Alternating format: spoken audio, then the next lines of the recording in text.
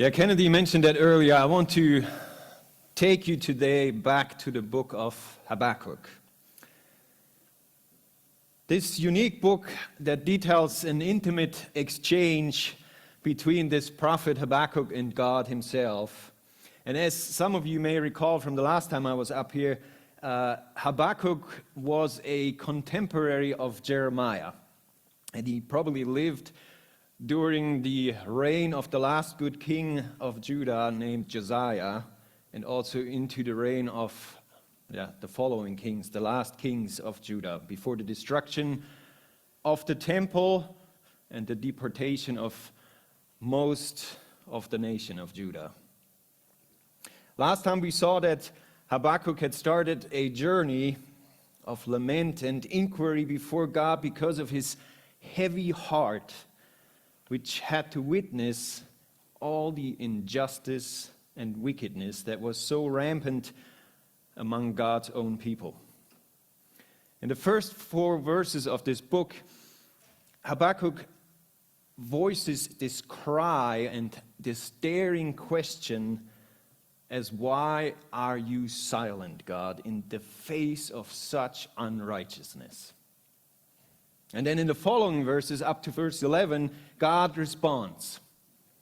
And God declared his presence right there in the midst of Judah and his sovereign working amongst his people, but not only among them, but even among the people of all the world. And God revealed to Habakkuk that divine justice was on its way, and that the Babylonians were God's instrument to carry out his sentence. This wicked, this idol-worshipping, cruel nation was going to swallow up Judah and even destroy Jerusalem, including the Holy Temple. That is where we left Habakkuk the last time, with an answer that he did not expect and that he didn't like. And it created all sorts of questions for him and lots of confusion. Today's portion of Scripture is Habakkuk 1, verse 12 through chapter 2, verse 1, where in this part Habakkuk voices his confusion and throws another deeper complaint at God. I'll be reading from the NIV. Lord, you are from everlasting. My God, my Holy One, you will never die. You, Lord, have appointed them to execute judgment. You, my rock, have ordained them to punish. Your eyes are too pure to look on evil. You cannot tolerate wrongdoing. Why then do you tolerate the treacherous? Why are you silent while the wicked swallow up those more righteous than themselves? You have made people like the fish in the sea, like sea creatures that have no ruler. The wicked foe pulls out all of them up with hooks. He catches them in his net. He gathers them up in his dragnet. And so he rejoices and is glad. Therefore he sacrifices to his net and burns incense to his dragnet. For by his net he lives in luxury and enjoys the choicest food. Is he to keep on emptying his net, destroying nations without mercy? I will stand at my watch and station myself on the ramparts. I will look to see what he will say to me and what answer I am to give to this complaint. The word of God. God was raising up an evil nation full of violence, dreaded, powerful. They were their own law, and no one would be able to stop them. They would be, and they were, God's tool, his instrument of judgment on the nations, and specifically on God's own people in Judah. And Habakkuk, he could not believe it. He was totally, utterly confused. And he kind of had to take a double take. This just sounds wrong. How is this possible? How can God think that this is a good idea? Use somebody so horrible to punish somebody who is less horrible. How can God act like this? This is just not fair. Just plain wrong. And even though we as Christians are not, God is judging a nation here, we are not a nation that is getting punished. But I think that many Christians, if not all of us, asked questions like this and have pleaded with God about some injustice, something that just sounds plain wrong to us. And Kennedy has asked this question earlier, and that's what I want to think about today, is like, where do we turn then? When things are just wrong, when things are unfair, unjust in our eyes, where do we turn? I want to tell you a story of a lady named Joni Eareckson Tada, and some of you may know this woman. She has suffered, for me, an unimaginable amount of pain and loss. Joni was born in 1967 and grew up as what we call a normal child. She was an enthusiastic horseback rider and just loved all sorts of sports. When she was 17, she had a swimming accident that fractured her cervical vertebrae, leaving her completely paralyzed from the neck down. Through extensive training in rehab, she was able to regain some ability to lift her arms. But that's it. In 1997, so 30 years later, she developed chronic pain in her body. Doctors found no reason for it, so they also could not alleviate this pain. Then in 2010, she was diagnosed with cancer and had to undergo chemotherapy, during which she contracted a nasty lung infection. She survived the cancer, and she's still alive today, still paralyzed, still in pain. There are countless other people that suffer with no end, with no light at the end of the tunnel. All they see is darkness, is pain, and they hear nothing from God, or He's not changing anything. And they're left confused as to God's answer or God's apparent silence. So what do you do if you would be presented with a life like Joni or so many others, and maybe you have experienced pain and are in pain right now? What do we do when things get difficult beyond the normal stuff? When you lose your job and you can't pay your bills, for instance, or when your marriage is suffering, when your children are estranged from you and things around you are just seeming to fall apart, or when you fail one too many times in class and you have to put your studies on hold, or maybe even close this chapter unfinished. When your health is failing and the doctor comes into your room and gets real quiet and says, "I have some bad news for you. You're going to fill in the blank." How do we respond to a crisis when all seems lost and the future just is dark and gloomy like it was for Habakkuk? When our dreams, our hopes are smashed, destroyed by God? Or when we see a side of God that we do not understand and we frankly don't like, or care for. Again, Habakkuk is right there. He only sees darkness. He sees pain and suffering ahead for Judah, for God's people.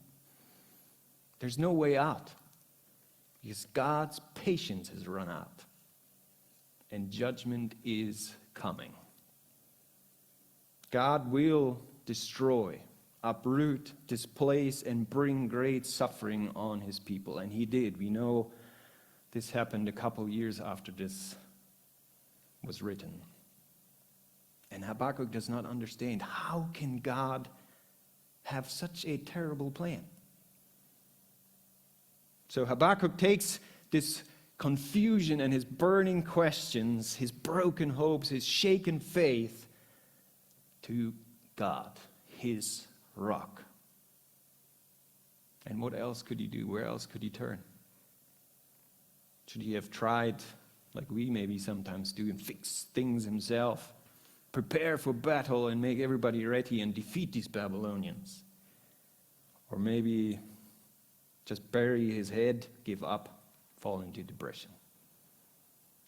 No, Habakkuk is like Peter in John 6:68 and 69, when so many had left Jesus. Jesus asks his disciples, where are you going to go? Are you going to leave me too? And Peter goes, Lord, to whom shall we go? You have the words of eternal life, and we have believed and have come to know that you are the Holy One of God. So Peter turned to God, Habakkuk turned to God. But what do you say to this God who just presented this plan to you? Do you tell him about this situation that's going on around you, like he doesn't know? Or do you try and tell him, Lord, you made some kind of mistake here?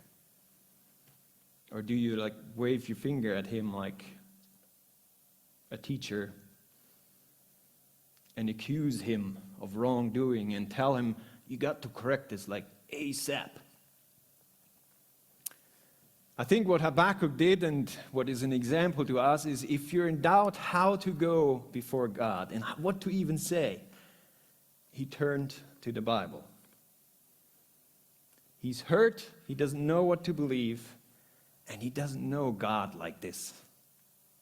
So he does exactly what so many before him did. Abraham, Moses.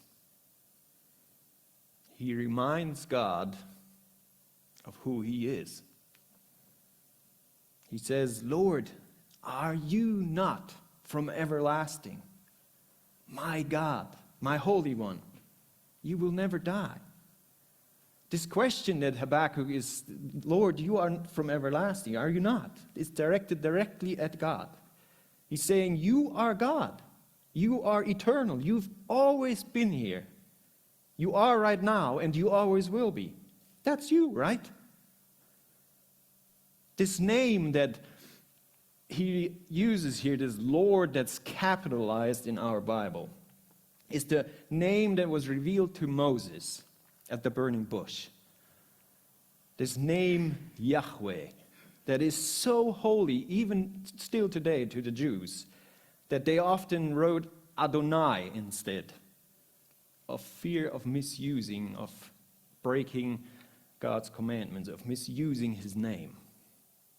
This name encompasses God's aseity, this property of God of existing in and of himself.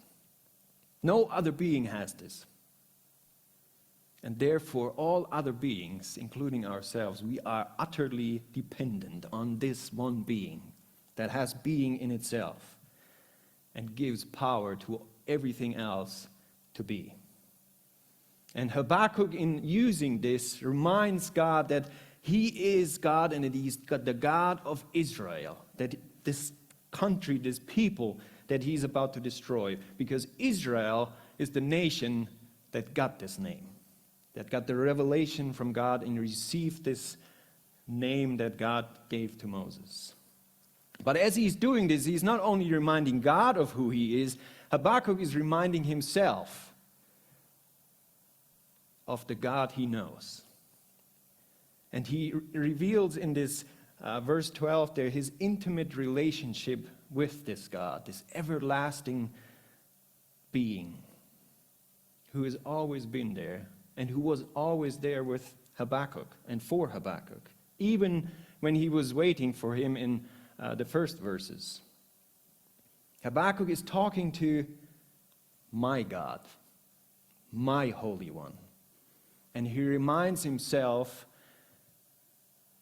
that he knows this God, this eternal being, this never-changing, all-powerful, and all-good God. This God that had revealed himself to Israel as a God slow to anger and quick to forgive.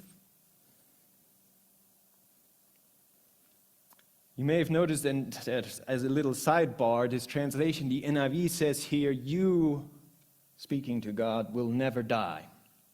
And yours might say, we shall not die, or we will not die. And there is some uncertainty as to what the original said at this place.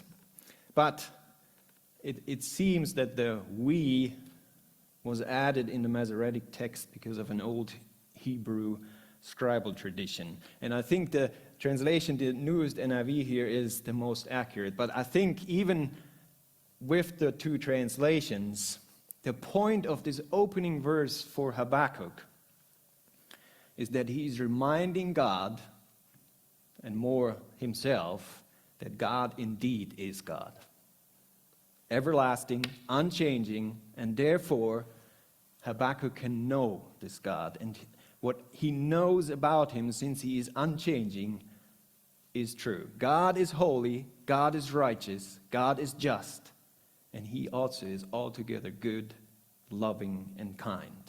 And this point that he's making in this first half is getting even clearer in the second half, where God is described as a God who is in charge, who does not react to anything unknown, to unknown factors to him. And he doesn't appear or disappear for a while from the world and then comes back, as he is described here, kind of like angry and furious and ready to punish all the evildoers. No.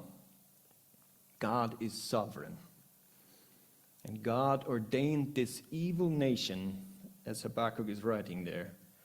You ordained them for judgment. You established them for reproof. And Habakkuk affirms this, that God is the one who formed these Babylonians. They didn't just appear on the world map and then God thought, ooh, these are nasty people.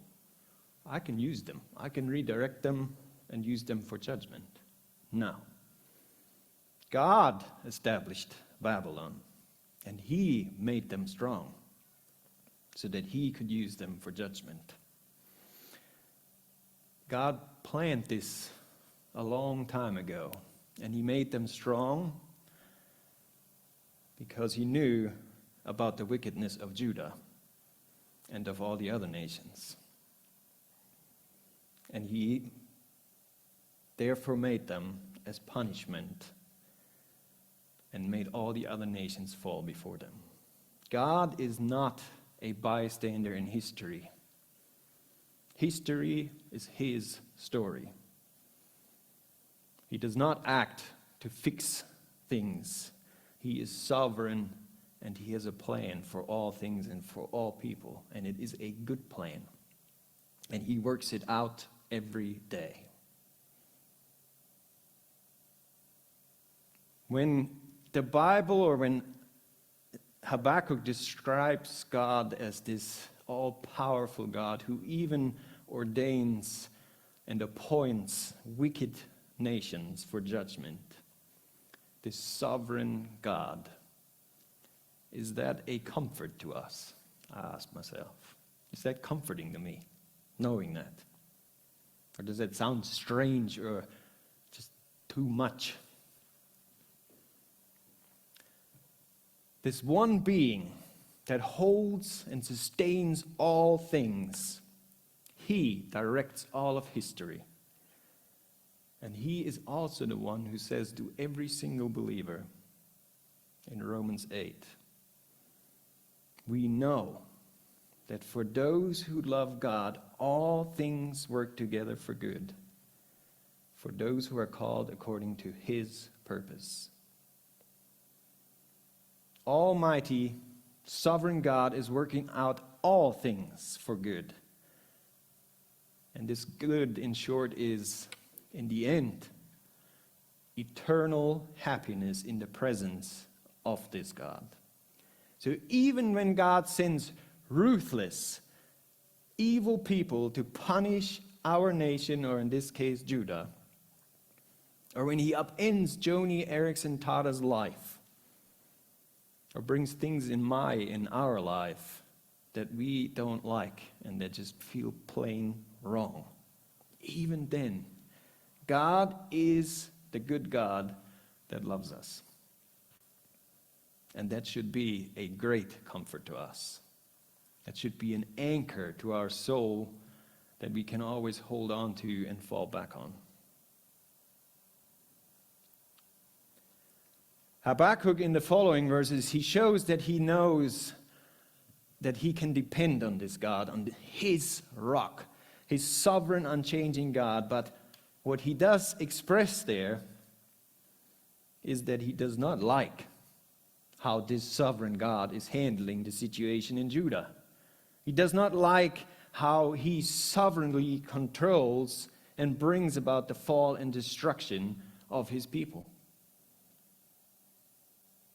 In this second rebuke, because Habakkuk starts with a rebuke in the first 4 verses, in this second one, he intensifies his criticism toward God. Verse 14 escalates his outrage compared to verse 3, where he has similar complaints. In the earlier verse, Habakkuk, he chides God for apparently ignoring rampant evil going on in Judah. Now, having learned that God is indeed taking action, an action that is so extreme that shakes Habakkuk in his boots to his core. Now Habakkuk is attacking God for permitting lesser sinners to be crushed by the hands of much greater ones. It is as if Habakkuk is saying, I wanted justice, but what you are doing, that's overkill. His accusation that he's phrasing here in these verses from 13 through the end of chapter 1, they're bold, but they're also desperate. He says, you, God, you're so pure, you cannot even look at wrong. And you, of all people, you do nothing as this crazy, evil nation is swallowing up one nation after the other. I'm not sure, in a way, what Habakkuk was expecting of God, what nation he was supposed to use, because in other places in the Bible it says that all nations are wicked. And Habakkuk said himself, Judah, the people of God, they're even a wicked nation. So I don't know who Habakkuk wanted this judgment to be carried out by, but he definitely didn't want the Babylonians to do it.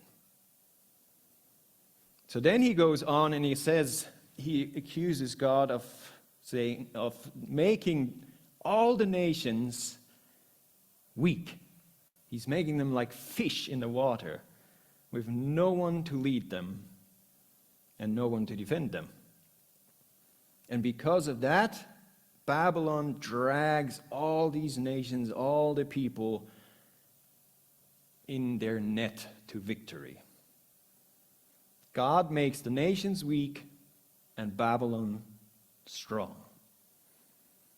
Fishing, this picture of fishing, that was an important part of life to the Babylonians.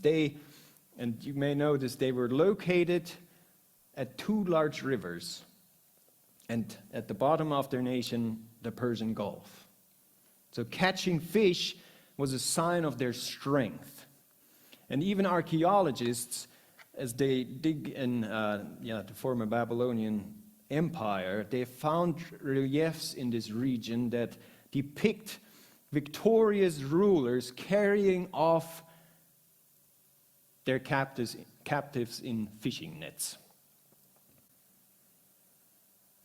So again, God made this nation victorious. And God knew, because he told Habakkuk in verse 11, that these Babylonians are and were guilty people, whose own might, their strength, their conquering ways, that is their God. They worship their own success. They're so great, they just enjoy being great. And God allows this idol worship to continue and to even get bigger and bigger as this empire is taking over the known world at that time. How could God permit this? And then he says in verse 17, the question, and I know this is going to happen, but God, how long are you allowing this? These people are just out of control. How long will you let them worship themselves and destroy nations? How long, God, will you let me suffer? How long will my marriage, my relationships suffer? When will you finally take away my sickness? When will you end this injustice around the world? The persecutions, the death of so many children. When will you change my life that my suffering will end and I will finally be happy?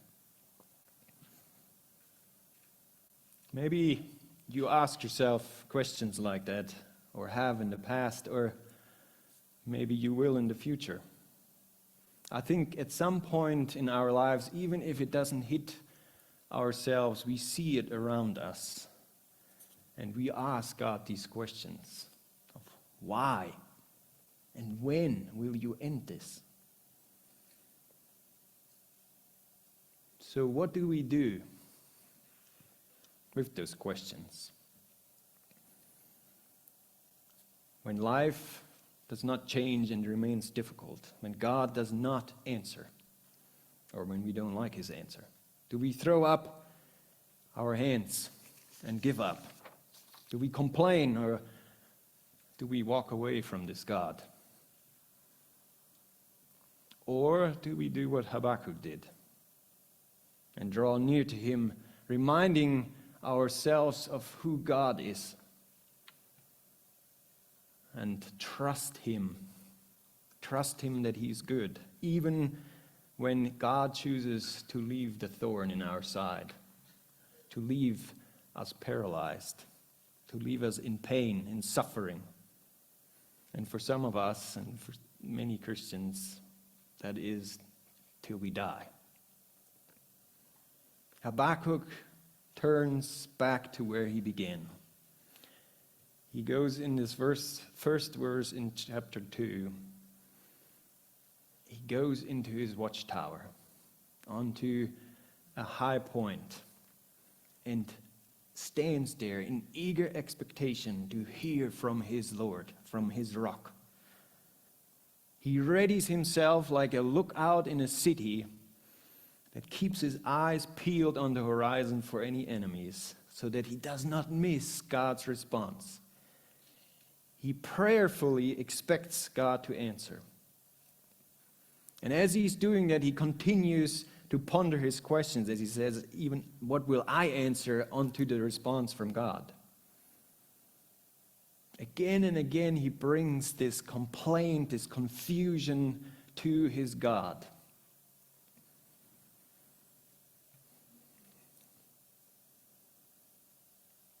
The Bible has several books that are dedicated to the lamentations of his people, expressing confusion and pain.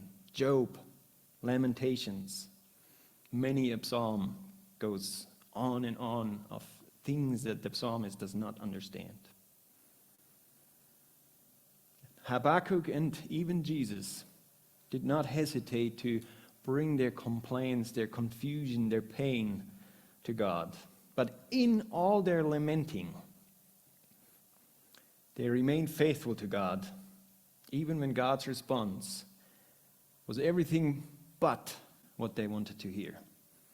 The underlying beat of Habakkuk's and all the prophets and people in the Bible, the underlying beat of their heart was a faith in a good God, so that in the end they could have this humming tone with Jesus, not my will, but yours be done. Joni Eareckson Tada, when she was 17 and had this accident that paralyzed her, while she was in rehab, wanted to end her life. And she wanted nothing to hear from God. But God opened her heart through some people that were ministering to her to receive Him and for her to receive the deepest need that she had. The healing that she really needed, the forgiveness of her sin. This lady, she is still in pain. She cannot move. But she rejoices knowing that God is with her and that He's been faithful carrying her through her pain, in her pain, and continues to do so. The Bible, the God of the Bible, He does not answer all the questions of lamenting believers, of those who are in pain. But this God, in a personal dialogue, allows us to be in touch with our loving Creator and Redeemer. This God is there with us, accompanying those who suffer, and He will bring victory, healing, and full restoration to His people in His perfect time. God's primary interest in His people, in us, is not that we prosper, not our prosperity. It's not our security. It's not our peace. It's not our comfort. God's first response to when Adam and Eve sinned is to remove them from their security. And God's first concern, therefore, for us that goes through the Bible is that we would be faithful to Him by living by His word. And as Kennedy had said earlier, to live in true worship before Him. Sadly, pain and suffering often brings us the deepest understanding, forges the strongest faith, and the strongest relationship with God. And so it is, and we sang one earlier, many of the most meaningful and deepest hymns were written by people who were either suffering at that moment or had just gone through deep suffering. So I want me to learn from Habakkuk and all the other people in the Bible, to take my hurts, to take my pain, to take my suffering, my confusion to God in a faithful way, not a judging way, but drawing near to Him, expressing my trust to Him even as I do not understand, and reminding myself that this God is my rock, my Redeemer, and that in my suffering, in my pain, like Habakkuk, I can learn to trust Him and to truly walk with Him and experience that He's with me even in the valley of shadow and death. So when you can't see and all you see is hurt and it all doesn't make any sense, don't give up. Look to Habakkuk. Look to Moses at the sea. Look to Jeremiah in Jerusalem. Look to Job. Look to the Garden of Gethsemane, to the cross, and trust this Almighty God who knows best, and He will never, ever turn away from us. So let me close with this promise from God in Isaiah 49:23, where God says, "Those who wait for me shall not be put to shame."